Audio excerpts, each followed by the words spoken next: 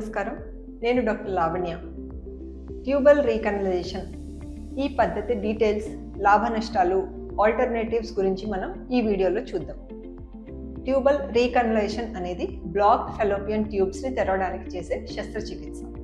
ఈ కాలంలో మనం లాప్రోస్కోపీ పద్ధతి ద్వారా రీకనలైజేషన్ చేస్తున్నాం. ఇది మత్తు ఇచ్చి చేసే డే కేర్ ప్రొసీజర్.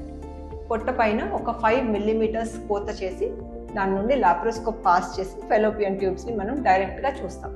తర్వాత ఇతర ఫోర్సెప్స్ ఇటువంటి పరికరాలు ఉపయోగించి బ్లాకేజెస్ని తొలగించడము లేదా బ్లాక్ అయిన పార్ట్ ఆఫ్ ద ట్యూబ్ తొలగించి హెల్దీ పార్ట్స్ని రీజాయిన్ చేయడం ఉంటుంది. 2-3 నెలలు హీలింగ్ తర్వాత హెచ్ఎస్జి పరీక్ష చేసి ట్యూబ్స్ ఓపెన్ ఉన్నాయి అని మనం కన్ఫర్మ్ చేస్తాం. దాని తర్వాత ప్రెగ్నెన్సీ ప్లాన్ చేసుకోవచ్చు. సో ఈ ప్రొసీజర్ అడ్వాంటేజెస్ ఏంటి? ఓపెన్ సర్జరీతో పోలిస్తే లాప్రోస్కోపీలో తక్కువ కాంప్లికేషన్స్ ఉంటాయి. అలాగే రికవరీ అనేది చాలా వేగంగా ఉంటుంది. కనీసం ఒక్క ట్యూబ్ ఓపెన్ అయినా కూడా మనకి సహజంగా ప్రెగ్నెన్సీ వచ్చే అవకాశం తిరిగి వస్తుంది. రీకనలైజేషన్ సక్సెస్ ఛాన్సెస్ మనకి 40 to 80% మధ్య ఉంటుంది. ఎందుకు?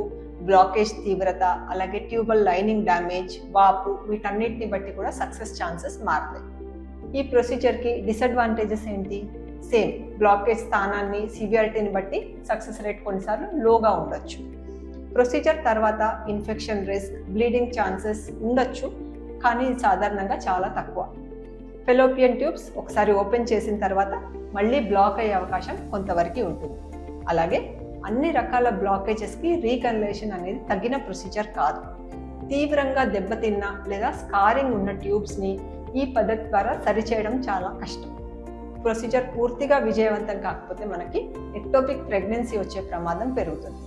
ట్యూబల్ బ్లాక్ ఉన్నప్పుడు లేదా రీకనలైజేషన్ ఫెయిల్ అయినప్పుడు, అలాగే ఏజ్ 35 పైన ఉన్నప్పుడు, స్పర్మ్ కౌంట్ తక్కువ ఉన్నప్పుడు, అలాగే ఇతర ఫర్టిలిటీ ఇష్యూస్ ఉన్నప్పుడు వీళ్ళందరికీ కూడా ట్యూబల్ రీకనలైజేషన్ కన్నా ఐవీఎఫ్ వంటి ఆల్టర్నేటివ్ పద్ధతులు మంచిది. ఐవీఎఫ్లో మనం ఏం చేస్తాం? అండాశయాల నుంచి ఎగ్స్ కలెక్ట్ చేసి ల్యాబ్లో ఫర్టిలైజ్ చేసి అప్పుడు ఈ ఎంబ్రియోలో గర్భాశయంలో ప్రవేశపెడతాం. ఈ పద్ధతి పూర్తిగా ఫెలోపియన్ ట్యూబ్స్ని బైపాస్ చేస్తుంది. కాబట్టి తీవ్రంగా ట్యూబల్ బ్లాకేజ్ ఉన్నా కూడా మనం సులభంగా ప్రెగ్నెన్సీ వచ్చేటట్టుగా చేయొచ్చు. సో న్యాచురల్ ప్రెగ్నెన్సీ అనేది మనకి ఎగ్ కానీ, sperm quality, embryo quality, uterus lining, hormones వీటన్నిటిపైన ఆధారపడి ఉంటుంది. కేవలం ట్యూబల్ బ్లాక్ క్లియర్ చేయడమే కాకుండా ఇతర అన్ని పేషెంట్ ఫ్యాక్టర్స్ చూసుకొని మనం సర్జరీ ప్లాన్ చేసుకున్నప్పుడు ప్రెగ్నెన్సీకి బెస్ట్ ఛాన్స్ ఉంటుంది. Thank you.